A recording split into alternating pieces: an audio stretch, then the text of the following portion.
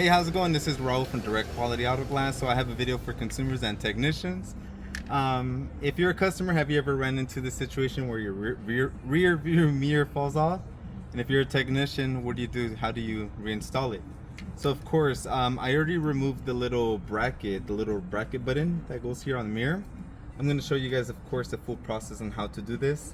The chemicals that we are going to be using is from a company called Loctite. This is the part number AA312. You guys can purchase this, of course, wherever your local warehouse is at. But if you are a consumer and you're trying to do this and you can't buy this at a local warehouse, you can buy something very similar at AutoZone or O'Reilly's, okay? So as you guys can see, this is removed, this is off already. Come with me, we're gonna go ahead and just clean up the button, okay? Alright, so now we're gonna continue. This is the mirror button. As you can see, there's still some adhesive in there. The customer tried working on it on their own. They couldn't take off the glue. I'm gonna show you guys how to do so. Of course, you need safety glasses. So there's different ways, of course, of doing this. One of the methods that we try to use a lot of times, we'll heat it up. Once we heat it up, then of course we'll grab like a utility blade or a knife or something, and we'll start scraping it off. But you know, we got big boy cheat codes here at the shop, so this is what we do here. I'm just gonna make sure it doesn't fly off. Awesome, here we go.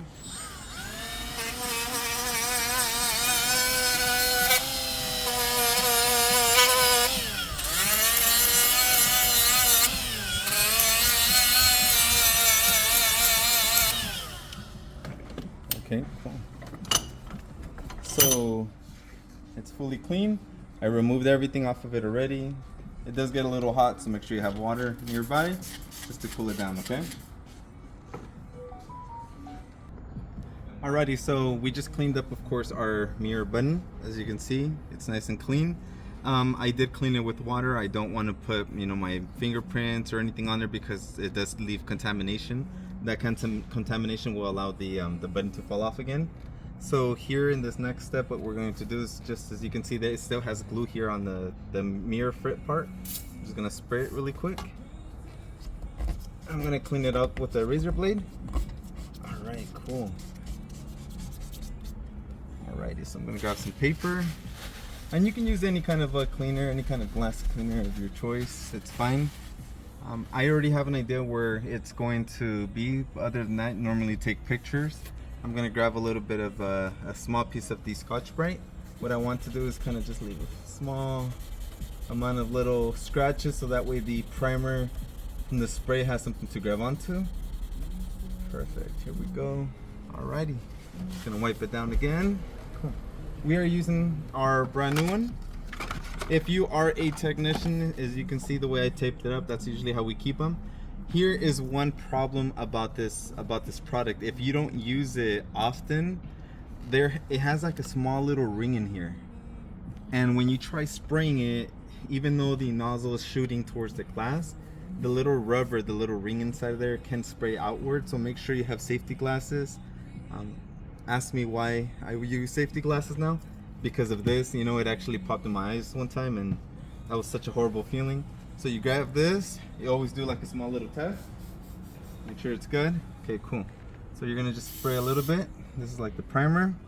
You're gonna spray a little bit here. Yeah, this thing's like slippery. All right, anywho, we're gonna spray it again.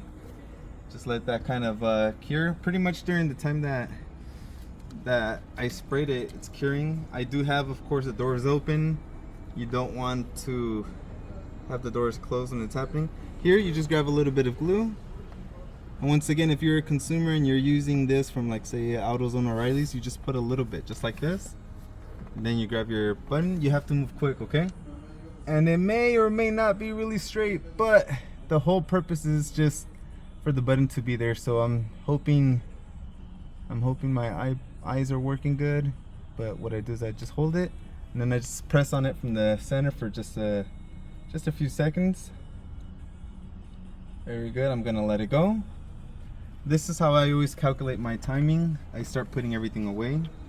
Once I put everything away, then I'll test it. If your rear view mirror fell off, there's two reasons for that.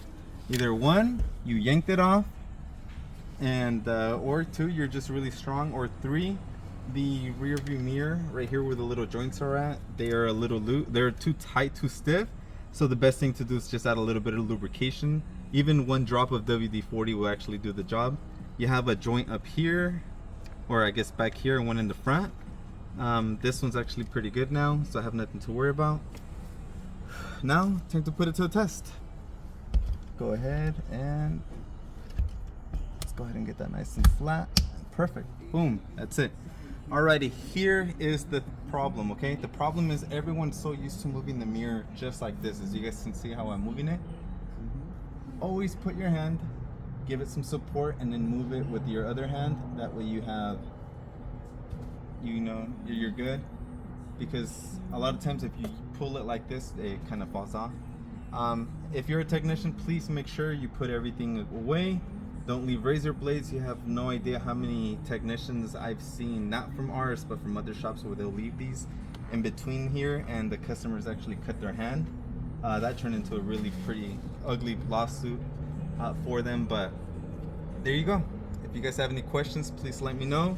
This is the product that I use. Once again, Loctite AA312. All right, you guys have a good one.